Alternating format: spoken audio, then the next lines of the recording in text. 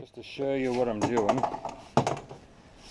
is, so I'm wiring up all my 12 volts. I'm putting my equipment on the left, and I'm going to put my lights on the right.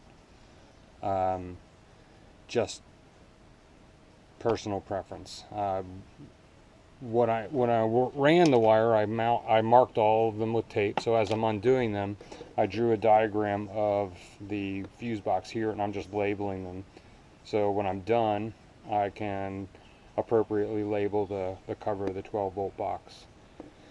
So these are the 12 gauge, and what I'm doing is I'm just stripping the wire and I'm crimping them. Some of them, I can see some of the strands moving, so what I may do is put a little dip of solder in there just to strengthen it up.